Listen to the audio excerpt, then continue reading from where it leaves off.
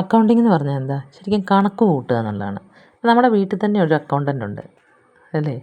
നമ്മുടെ അമ്മമാർ അച്ഛൻ കൊണ്ടുവരുന്ന ക്യാഷ് ഏതിനൊക്കെ ഉപയോഗിക്കണം, ഏതൊക്കെ രീതിയിൽ ഉപയോഗിക്കണം, എത്ര ചിലവായി, എത്ര വരവ് എന്നെല്ലാം കണക്കാക്കി കണ്ടുപിടിച്ച് ബാക്കി എത്ര മാറ്റി വെക്കാൻ പറ്റും എന്ന് അറിയാവുന്ന ഒരാളാണ് വീട്ടിലെ നമ്മുടെ അമ്മ. അപ്പോൾ അതൊരു അക്കൗണ്ടിങ് ആണ്. പക്ഷേ അത് ബിസിനസ് പരമായിട്ടല്ല എന്നേ ഉള്ളൂ. അപ്പം നമുക്ക് നോക്കാം എന്താണ് അക്കൗണ്ടിങ് എന്ന്. വളരെ ലളിതമായിട്ട് നമുക്ക് അക്കൗണ്ടിങ് എന്താണെന്ന് നമുക്ക് നോക്കാം. ഇവിടെ പറയുന്നു, accounting was mainly used to record financial transaction എന്നാണ് പറഞ്ഞേക്കുന്നത്. ഫിനാൻഷ്യൽ ട്രാൻസാക്ഷൻ എന്ന് പറഞ്ഞാൽ എന്താ? സാമ്പത്തിക ഇടപാടുകൾ. നമ്മുടെ കയ്യിലുള്ള പൈസ, ക്യാഷിനെ നമ്മൾ ഏതൊക്കെ രീതിയിൽ ചിലവാക്കി, ഏതൊക്കെ രീതിയിൽ നമുക്ക് എന്ത് വാങ്ങിച്ചപ്പോഴാണ് എന്ത് പോയത്, അല്ല ക്യാഷ് പോയത് എന്നൊക്കെയുള്ള കാര്യങ്ങൾക്ക് നമുക്കൊരു അവയർനെസ് കിട്ടുക എന്നുള്ള രീതി. ഇതിലിപ്പോൾ നോക്കിയാൽ ഒരു മാസത്തെ സാലറി കിട്ടിയാൽ നമ്മൾ എന്ത് ചെയ്യും? ഇതിനകത്തുനിന്ന് ഇത്ര ചിലവ് വന്നു, ഇത്ര വരവ് വന്നു, അല്ലെങ്കിൽ ഇത്ര സാധനങ്ങൾ വാങ്ങിച്ചു, അപ്പോൾ മൊത്തം നമ്മുടെ കയ്യിൽ നിന്ന് എത്ര ക്യാഷ് പോയി, എത്ര നമ്മുടെ കയ്യിൽ ബാലൻസ് ഉണ്ട് എന്നൊക്കെ അറിയാൻ വേണ്ടി നമ്മളെ സഹായിക്കുന്നില്ലേ? അതേപോലെ തന്നെ ഇതിലൊരു വ്യത്യാസം വരുന്നത്, ഇതൊരു ബിസിനസ്സുമായിട്ട് ബന്ധപ്പെട്ടതാണ്. അതവിടെ നിൽക്കട്ടെ, പിന്നെ പറയാം. And keep financial record. അങ്ങനെ സാമ്പത്തിക ഇടപാടുകളെ സംബന്ധിച്ചിട്ടുള്ള റെക്കോർഡുകൾ സൂക്ഷിച്ചു വെക്കുക. ഇതാണ് അക്കൗണ്ടിങ്. ഇത്രയേ ഉള്ളൂ അക്കൗണ്ടിങ്. പക്ഷേ ഇന്നത്തെ കാലത്ത് എന്ത് സംഭവിച്ചു? കമ്പ്യൂട്ടറുകളുടെ വരവോട്, അല്ലെങ്കിൽ ഇൻ്റർനെറ്റ്, കമ്പ്യൂട്ടർ എന്നിവയുടെയൊക്കെ വരവോടുകൂടി എന്തായി മാറി? ഇത് കുറച്ചുകൂടി അക്കൗണ്ടിങ് എന്ത് സംഭവിച്ചിരിക്കുകയാണ്?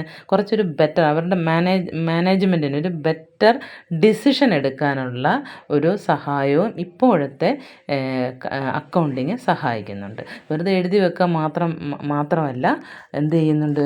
നമ്മുടെ സ്ഥാപനം കുറച്ചുകൂടി ബെറ്റർ ഡിസിഷൻ, എങ്ങനെ ഇനി ഈ സ്ഥാപനം മുന്നോട്ട് ഏത് രീതിയിൽ കൊണ്ടുപോകാം എന്നുള്ള രീതിയിലൊക്കെ നമുക്ക് എടുക്കാൻ പറ്റുന്ന രീതിയിലാണ് ഇന്നത്തെ അക്കൗണ്ടിങ് എന്ന് പറയുന്നത്. അപ്പോൾ ഇനി അടുത്ത് നമുക്ക് നോക്കാം, വാട്ട് ഡസ് അക്കൗണ്ടിങ് ഡു? എന്താണ് അക്കൗണ്ടിങ് എന്നുള്ളത് നമ്മൾ ചെയ്യുന്നത് എന്താണ്? ഞാൻ സിമ്പിളായിട്ടൊരു ഉദാഹരണം പറഞ്ഞുതരാം. ഫസ്റ്റ് കളക്ട് ഡേറ്റയിൽ നിന്ന് നമുക്കൊരു ഉദാഹരണം എടുക്കാം. അമ്മ വീട്ടിൽ ക്യാഷ് അമ്മയാണല്ലോ കൈകാര്യം ചെയ്തത്, നേരത്തെ പറഞ്ഞ പ്രകാരം. അങ്ങനെയാണെങ്കിൽ അമ്മ എന്തൊക്കെ നോക്കും? ഇപ്പോൾ നമ്മൾ സാധനങ്ങൾ വാങ്ങിച്ചു, പാല് വാങ്ങിച്ചു, മണ്ണെണ്ണ വാങ്ങിച്ചു, അരി വാങ്ങി, ഗോതമ്പ് വാങ്ങി, പിന്നെ അങ്ങനെ പല സാധനങ്ങൾ വാങ്ങിച്ചു വെച്ചു അല്ലേ? വാങ്ങി. അപ്പോൾ ക്യാഷ് എന്തായി? നമ്മുടെ അടുത്ത് നിന്ന് പോയി അല്ലേ?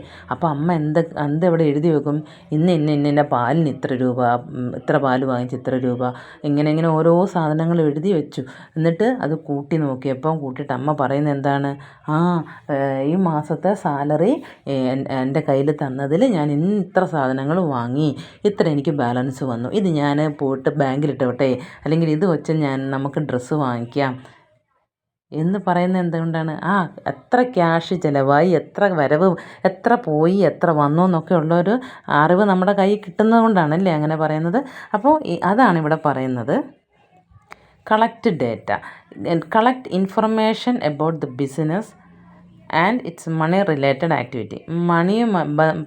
ക്യാഷുമായിട്ട് ബന്ധപ്പെട്ടിട്ടുള്ള ബിസിനസ്സിലെ കാര്യങ്ങൾ, അല്ലെങ്കിൽ ഇവിടുത്തെ കാര്യങ്ങൾക്ക് എന്തെല്ലാം നമുക്ക് ചിലവായി എന്നുള്ളതിൻ്റെ വിവരങ്ങൾ കളക്ട് ചെയ്യുക. അതാണ് കളക്ട് ഡേറ്റ.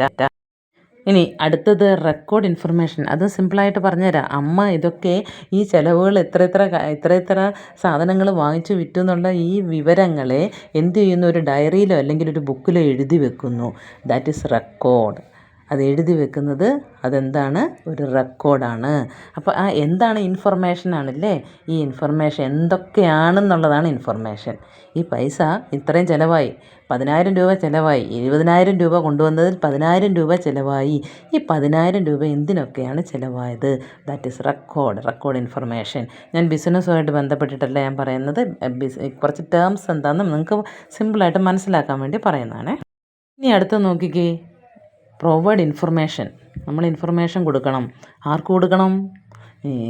അമ്മ അച്ഛൻ്റെ അടുത്ത് പറയുകയാണ്. എന്താ പറയുന്നത്?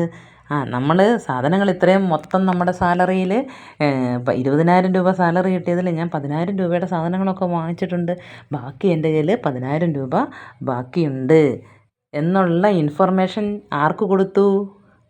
നമ്മൾ അച്ഛൻ്റെ കയ്യിൽ കൊടുത്തു അല്ലേ? അപ്പം മനസ്സിലായില്ലേ എന്താണ് ഇൻഫർമേഷൻ എന്ന് പറയുന്നത്? അപ്പം നമ്മളൊരു ബിസിനസ്സുമായിട്ട് അത് തട്ടിച്ച് നോക്കുമ്പം ബിസിനസ്സിൻ്റെ മാനേജറോ അല്ലെങ്കിൽ അതിന് ഇതായിട്ടുള്ള ആധികാരികപ്പെട്ടവരെ നമ്മൾ എന്ത് ചെയ്യുന്നു, ഈ ഇൻഫർമേഷൻ അറിയിക്കുന്നു. ഇനി നോക്കി അടുത്തൊരു ഉദാഹരണം കൂടെ ഞാൻ പറഞ്ഞുതരാം. Help in decision making.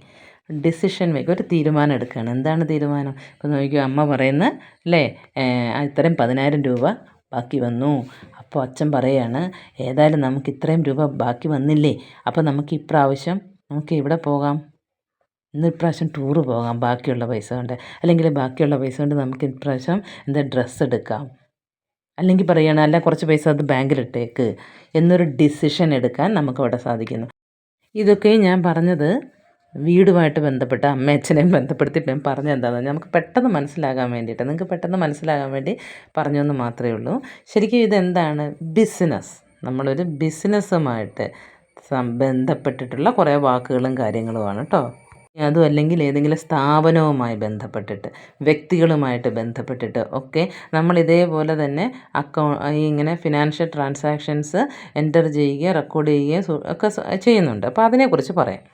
അത് പറയുന്നതിന് മുമ്പ് നേരത്തെ ഞാൻ പറഞ്ഞില്ലായിരുന്നു, ഈ അക്കൗണ്ടിങ് ആദ്യമൊക്കെ ഫിനാൻഷ്യൽ റെക്കോർഡ് ചെയ്ത് വെക്കുകയും അത് ഫിനാൻഷ്യൽ ഇയറിൽ അത് റിപ്പോർട്ട് ചെയ്യുകയൊക്കെ ചെയ്യുന്നുള്ളൂ എന്നോ. പക്ഷേ പിന്നീട് നമ്മൾ ഒരുപാട് ഡെവലപ്പ് ചെയ്തു അല്ലേ, കമ്പ്യൂട്ടറൊക്കെ കണ്ടുപിടിച്ചതോടുകൂടി നമുക്ക് വേറെ കുറേ ആവശ്യങ്ങൾക്കും വേണ്ടി ഈ അക്കൗണ്ടിങ് ഉപയോഗിക്കുന്നുണ്ട്. അതാണ് ഇവിടെ കാണിച്ചിരിക്കുന്ന മോഡേൺ ഏരിയ ഓഫ് അക്കൗണ്ടിങ് എന്ന് പറയുന്നത്.